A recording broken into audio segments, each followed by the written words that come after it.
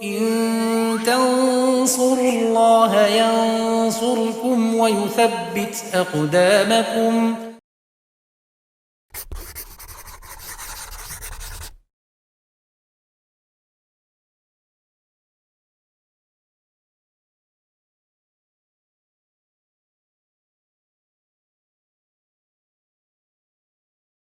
Bismillahirrahmanirrahim. Alhamdulillahirabbil alamin. Wassalatu wassalamu ala asrofil anbiya'i wal mursalin wa ala alihi wa sahbihi wa man tabi'ahum bi ihsanin ila yaumiddin, amma ba'd. Pemirsa Yufid Edu rahimani wa rahimakumullah, kita berjumpa kembali masih bersama kitab Al-Muqaddimah Al-Hadramiyah karangan Syekh Al-Alamah Al-Faqih Abdullah bin Abdurrahman Fadl rahimahullahu taala. Kita masih di fikih salat, kitab salat, masih berkaitan dengan fikih azan, dan di pertemuan sebelumnya sudah kita bahas tentang sunnah-sunnah yaitu pada azan. Ya, kita sudah sebutkan, sudah kita tulis ini. Kemarin sudah kita bahas sunnah-sunnah azan, diantaranya tartil, kemudian tarji, itu mengulangi 2 kalimat syahadah, taswib di azan subuh, iltifat, menoleh ke kanan dan ke kiri ketika hayya 'alas shalah dan hayya 'alal falah. Nah, ini 4 sudah kita bahas. Kemudian ini ada kesunahan yang lain, yaitu meletakkan jari atau jari telunjuk di lubang telinga keduanya. Kemudian muadzin, kaunul muadzin siqatan. Asabi yang ketujuh, kaunul muadzin mutatawian, ya, siqah dapat dipercaya, mutatawi ya dia sukarela tanpa digaji. Kemudian kaunul muadzin sayyitan, suaranya bagus, suaranya lantang. Kemudian ala murtafi, di tempat yang tinggi ketika azan. Kemudian bi qurbil masjid, azannya di tempat yang dekat dengan masjid. Kemudian jam'u kulli takbiratain binafasin, itu 2 takbir, setiap 2 takbir dengan satu nafas. Dan ada kesunahan-kesunahan yang lain, kita satu persatu akan kita bahas. Yaitu yang kelima, qala al-musannifu rahimallahu ta'ala wa wad'u isba'aihi fi simakhai uzunaihi fil azani duna al-iqamati.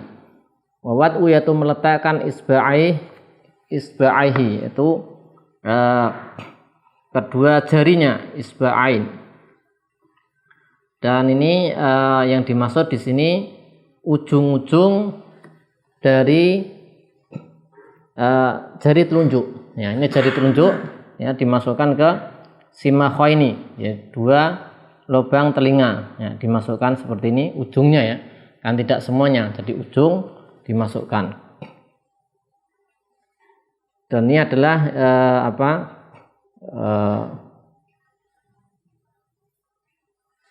termasuk kesunahan azan, ya.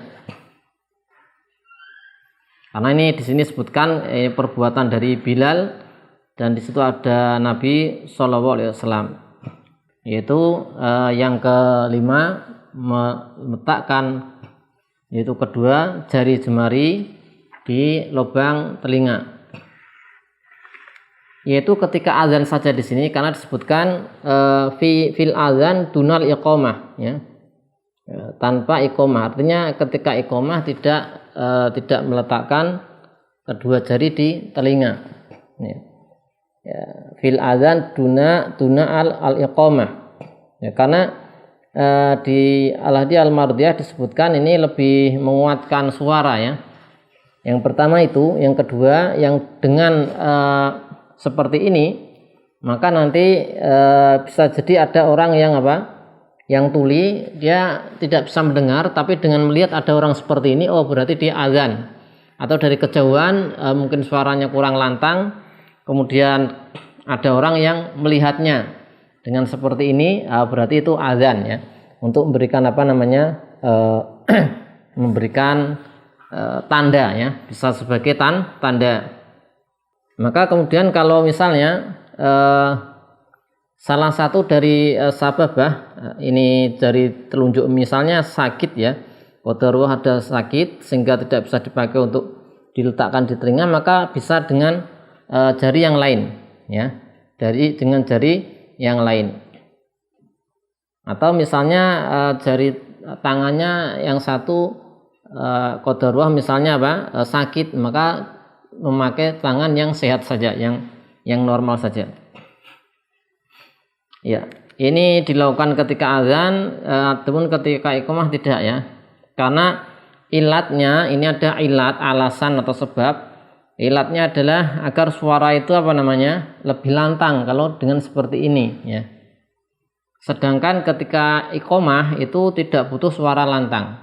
Iqamah sebagaimana telah kita bahas untuk orang-orang di sekitar saja, orang-orang sudah di masjid, iqamah sebagai tanda mau ditegakkan sholat. Adapun azan ini panggilan atau tanda untuk orang-orang yang jauh, artinya tidak di situ, bahasanya itu sudah masuk waktu sholat, sehingga azan butuh suara yang lantang, iqamah tidak butuh suara yang lantang, ya. Sehingga tidak perlu seperti ini ketika iqamah. Allah a'lam bishawab. Kemudian oleh karena itu, ya, tadi sudah disebutkan dengan seperti ini meletakkan tangan bisa orang tahu, ya, bisa orang tahu itu azan. Kemudian yang berikutnya, kaunul muadzini siqatan, ya, yaitu muadzinnya itu siqah, orang yang bisa dipercaya. Kaunul muadzin siqah, dan termasuk al-muqim. Muadzin orang yang azan, al-muqim orang yang iqamah, siqah. Yaitu adlus syahadah, ya.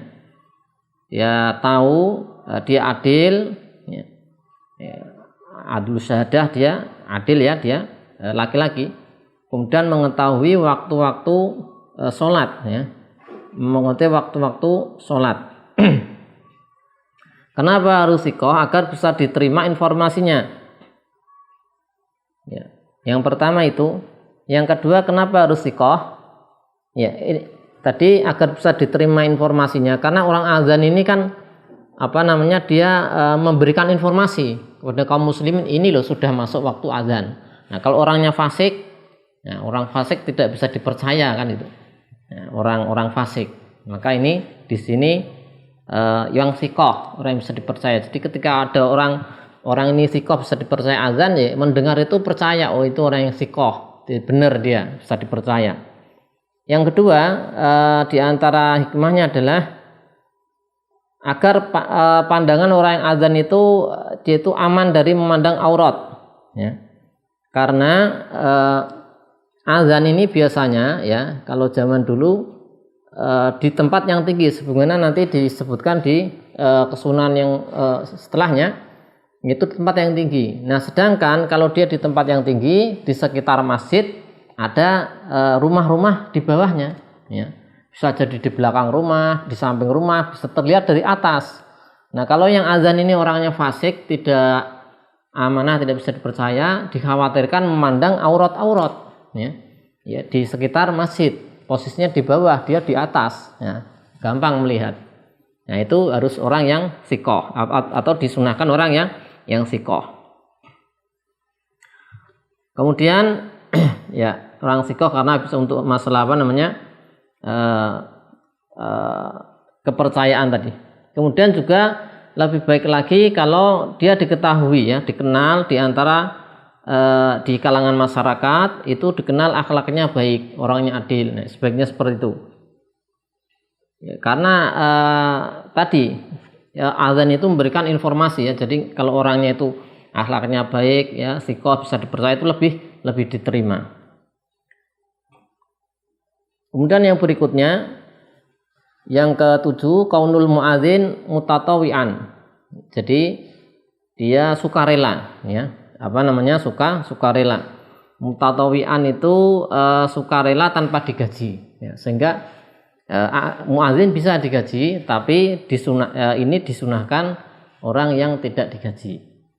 Ya, di sini disebutkan di Al-Hadiyah Al-Mardiyah, riwayat Abu Dawud dan Nasai dari Utsman bin Abil As radhiyallahu anhu, qala ya Rasulullah ij'alni imama qaumi. Wahai Rasulullah, jadikanlah aku imam kaumku. Nabi SAW menjawab, anta imamuhum. kamu imam mereka, waqtadi bi'ad'afihim, maka ikutilah mereka yang lemah, ya. Jadi menyesuaikan. Wattakhid muadzinan la ya'khudhu ala adzani ajra, dan angkatlah, jadikanlah seorang muadzin yang tidak mengambil upah dari azannya, ya. Tapi ini sunnah, ya, kesunahan saja. Sunnahnya muadzin sukarela, tapi kalau digaji juga berarti bisa. Kemudian riwayat Tirmidzi dari Ibnu Majah sebutkan inna min akhiri ma'ahida ilayya Rasulullah sallallahu alaihi wasallam an attakhidha muadzinan la ya'khudhu ala adzani ajra, yaitu amanah yang terakhir diberikan Nabi sallallahu alaihi wasallam padaku, yaitu aku menjadikan seorang muadzin yang tidak mengambil upah. Ada juga hadis yang menyebutkan riwayat Tirmidzi Ibnu Majah dari Ibnu Abbas, meskipun di sini sanadnya dhaif, disebutkan man adzina sab'a sinin muhtasiban kutibat lahu bara'atu minan nar. Barang siapa adzan sab'a sinin 7 tahun dengan ihtisaban mengharapkan pada Allah, ya, secara sukarela, maka dibebaskan darinya yaitu api neraka. Kemudian yang berikutnya ke-8 yaitu mutatawwi'an, ya. Qaulul muadzin mutatawwi'an sudah, ya. Kemudian sayyitan, yang ke-8 sayyitan, suaranya apa? Suaranya tinggi, ya, lantang. Ya, karena apa? Nanti agar lebih lebih sampai ke tempat yang lebih jauh, ya. Jadi disunahkan yang suaranya lantang. Suaranya bagus, suaranya lantang, ya. Agar apa? Yang pertama, suara lebih sampai ke tempat yang lebih jauh. Yang kedua, pahalanya bisa lebih banyak. Ini berdasarkan hadis di riwayat Muwatta. Di Al-Adiyah Al-Mardiyah juga disebutkan riwayat Malik dan juga Bukhari, ya. Muwatta dan juga di Bukhari juga. Anna Nabiyya sallallahu alaihi wasallam qala li Abi Sa'id Al-Khudri radhiyallahu anhu la yasma'u mada sautil muadzini jinun wala insun wala syai'un illa syaidalahu yaumal qiyamah. Ya, Nabi sallallahu alaihi wasallam bersabda, tidaklah mendengar sejauh mana suara muadzin, baik itu didengar oleh jin ataupun manusia ataupun yang lain, kecuali itu akan menjadi saksi di hari kiamat. Sehingga semakin banyak orang mendengar azan, kalau misalnya kita azan, maka semakin para ulama menyebutkan ini semakin banyak pahalanya, ya. Jadi semakin suara azan kita ini didengar oleh banyak orang, maka semakin banyak pahalanya. Nah, ini juga termasuk keutamaan apa? Keutamaan azan. Wasoyitan, kemudian di redaksi yang lain, manuskrip yang lain disebutkan wahusna saut, suaranya bagus, ya. Suaranya apa? Bagus. Kalau soyid ini nanti lebih ke suara yang tinggi, yang lantang. Tapi ada juga disunahkan suaranya muadzin itu yang bagus, ya, berdasarkan hadis. Ya. Dan kenapa suara bagus lebih baik? Ya, karena lebih mengena di hati orang yang mendengarnya. Nanti lebih lebih ada gerakan atau tergerak untuk mendatanginya. Ya, hadis Abdullah bin Zaid sudah pernah kita baca di awal-awal bab ini. Nabi SAW mengatakan faqum ma'a Bilal, ya. Ya, bangkitlah berdiri bersama Bilal, fa'alqi alaihi ma ra'aita falyu'adzin bihi. Sampaikanlah, yaitu apa yang kau lihat, kau dengar dalam mimpi, yaitu lafaz-lafaz azan, falyu'adzin bihi, dan Bilal hendaknya azan. Ya, ini yang mendengar, yang bermimpi siapa? Abdullah bin Zaid. Tapi yang diperintah azan adalah Bilal. Kenapa demikian? Nabi SAW mengatakan fa innahu anda sautan minka. Karena Bilal ini lebih suaranya lebih kuat, lebih bagus daripada Abdullah bin Zaid, ya. Itu menjadi alasan kenapa Bilal diperintah oleh Nabi SAW untuk azan, bukan Abdullah bin Zaid, padahal Abdullah bin Zaid Ini orang yang beliau radhiyallahu anhu yang mimpi langsung, ya, mimpi langsung mendengar lafaz-lafaz apa azan. Kemudian kesunan berikutnya adalah wa ala murtafiin, ya, yaitu di tempat yang tinggi, ya. Bisa di menara masjid atau di bagian atas masjid, ya. Alasannya juga sama, ini apa, suaranya lebih tersampaikan. Ini untuk azan, sehingga kalau untuk iqamah tidak perlu di tempat yang tinggi, ya, kecuali masjidnya sangat besar. Ya, disunahkan di tempat yang tinggi. Hadis yang mendasarinya ini di sini disebutkan dari Urwah bin Zubair an Imro'ah Bani Najjar radhiyallahu anha qalat, beliau mengatakan kana baiti min atwali baitin haulal masjid. Rumahku itu rumah yang paling tinggi di sekitar masjid.